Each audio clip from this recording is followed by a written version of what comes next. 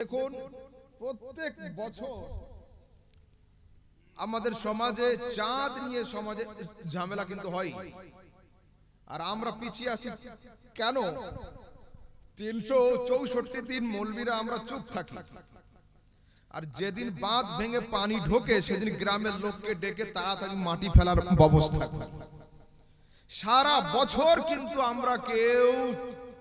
আমরা কেউ হেলাল কমিটি অর্থাৎ চাঁদ কমিটি তৈরি কিন্তু করি না, তাই না?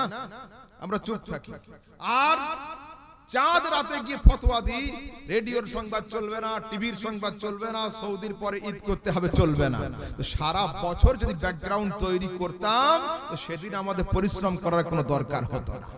তো এখন ঈদ আসতে লেট আছে, আর সামনেই তোমরা দাঁড় করিয়ে রেখেছো। আমি চাইবো যে চাঁদের মশলাটাকে সুন্দর করে হাইলাইট করে লোক পর্যন্ত পৌঁছে দাও, প্রকৃত ইসলাম কাকে বলে লোককে জানাও।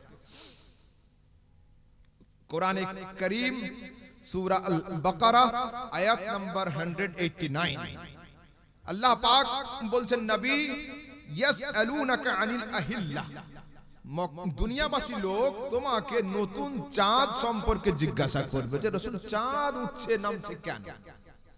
কুল, তুমি জানিয়ে দাও, হিয়া মাওয়াকিতু লিন্নাসি, চাঁদকে আল্লাহ পাক নতুন করে উদয় এই জন্য করেন যার দ্বারাতে তোমাদের সময় নির্ধারণ করা সুবিধা হয়। কোরআন। এইবার আসুন বুখারী, মুসলিম, মুসনাদ আহমদের হাদিসে রাসূল বলছেন, সুমু লিরুয়াতিহি ওয়াফতিরু লিরুয়াতিহি, তোমরা চাঁদ দেখে রোজা শুরু করবে, চাঁদ দেখে রোজা ছেড়ে ঈদের মাঠে যাবে। কি বোঝালাম? চাঁদ দেখে রোজা শুরু হবে, চাঁদ দেখে রোজা ছাড়তে হবে। এখন সমাজে বেশ কিছু মানুষ প্রশ্ন করবে, যদি এখন 3 দিন ধরে বৃষ্টি হয় তাহলে কি আমরা 33টা রোজা রাখবো? যদি 10 দিন ধরে বৃষ্টি হয় তাহলে কি 40টা রোজা রাখবো? এটা একটা সাধারণ প্রশ্ন। কেন হুজুর, চাঁদ যদি না ওঠে তাহলে কি ঈদের মাঠে আমরা যাব না? রোজা রেখেই যাব? ইসলাম যেখানে থাকে সেখানে অন্ধকার থাকে না, অন্ধকার যেখানে থাকে ইসলাম সেখানে থাকে না। আসুন, আপনি আজকের প্রশ্ন করবেন, 1500 বছর আগে রাসূল সাল্লাল্লাহু আলাইহি ওয়াসাল্লাম প্রশ্ন ক্লিয়ার করছেন, ফাইন গুম্মা আলাইকুম ফাআকমিলু ইদ্দাতা শাবান 30, যদি আকাশ মেঘাচ্ছন্ন থাকে তোমরা 30 পূর্ণ করে নিয়ে ঈদের মাঠে চলে যাবে। 30 পূর্ণ করে তার মানে বুঝলাম না। ফের প্রশ্ন হবে, আমাদের বাংলা ইংরেজি মাস যেমন এটা চলছে ফেব্রুয়ারি মাস, এটা শেষ কতই বাবু? 28। কখনো 28এও চলে যায়, বাড়তে বাড়তে 31ও চলে যায়। হলো তো রাসূল মাসের ডেফিনিশন দিচ্ছেন সাহাবীদের সামনে নিয়ে। রাসূল বলছেন, আশ-শাহরু হাকাযা, মাস ইহাকে বলা হয়। কত হলো? 10। আশ-শাহরু হাকাযা, মাস ইহাকে বলা হয় 20। আশ-শাহরু হাকাযা, মাস ইহাকে বলা হয় অর্থাৎ 30।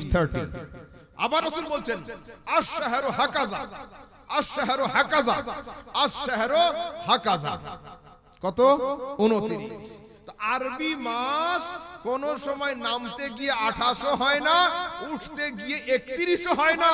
29 তারিখে তোমরা চাঁদ দেখার চেষ্টা করবে, যখন 29টা রোজা পূর্ণ হয়ে যাবে চাঁদ দেখতে পাবে না। একটা রোজা পূর্ণ করে আর আকাশের দিকে তাকানোর দরকার নেই, মেঘ হোক, বৃষ্টি পড়ুক, বজ্রপাত হোক, সোজা তোমরা ঈদের নামাজ আদায় করে নিবে। এত সুন্দর শরীয়ত, এত সুন্দর ক্লিয়ার মশলা থাকা সত্ত্বেও আমাদের সমাজের যুবকরা ফোন করে, আরে ভাই তুমি সৌদি আরবে ছাগল চড়াতে গিয়েছো, দুম্বা চড়াতে গিয়েছো, ওখানকার কি খবর? আরে ভাই, যেখানে বুখারী তোমার সামনে, মুসলিম তোমার সামনে, এখন দুম্বাওয়ালার ছাগলওয়ালার মশলা নিতে হবে তোমাকে? হ্যাঁ, চাঁদ রাতে এই ফিতনাগুলো খুব সামনে আছে। হুজুর আমার বন্ধু সৌদিতে আছে। আরে ভাই, তো তোমার বন্ধু সৌদিতে, আমি কি করব? আছে আছে মাশাআল্লাহ, ভালো জিনিস। সৌদির পরের দিন ঈদ করতে হবে, দুনিয়ার কোনো কিতাবে লেখা নেই, লেখা নেই। সৌদি কোনো শরীয়তের নাম নয়। সৌদি কোনো হাদিসের নাম নয়, সৌদি কোরআনে কোনো আয়াতের নাম নয়। রাসূল ইন্তেকালে বলেছেন, আলাইকুম বিসুন্নতি ওয়া সুন্নাতিল খুলাফায়ে রাশিদিন, তোমাদের উপরে আমার সুন্নাত ধরা যেমন ওয়াজিব, আমার খুলাফায়ে রাশিদিনদের সুন্নাতকে মজবুত করে আঁকড়ে ধরে থাকতে হবে। তারাকতু ফীকুম আমরাইন আসসাকালাইন, তোমাদের মধ্যে দুটো ভারী জিনিস রাখলাম, কিতাব আল্লাহ ওয়া সুন্নাত রাসূলিহ, আমি তোমাদের মধ্যে আল্লাহর কোরআন রাখলাম আর আমার সুন্নাত রাখলাম। সমস্যা যখন হবে কোরআন খুঁজবে, কোরআন না পেলে আমার হাদিসে দেখে নেবে, তাহলে ফিতনা করার কোনো দরকার নেই। চাঁদের মশলা খুব সহজ। তারপরে আসুন আল আশবাহ ওয়ান নাযাইর, আল হিদায়া, ফাতহুল কাদির, ফতওয়া কাজী খান, এই সমস্ত বড় বড় কিতাবে রয়েছে সাক্ষী দিতে হবে। সাক্ষীর শর্ত কি? যদি সাক্ষী দাতা ঘরের মধ্যে থেকে একা একা সই করে এনে তোমার সামনে দিয়ে দেয়, ও কাগজ একসেপ্টেড হবে না। কেন?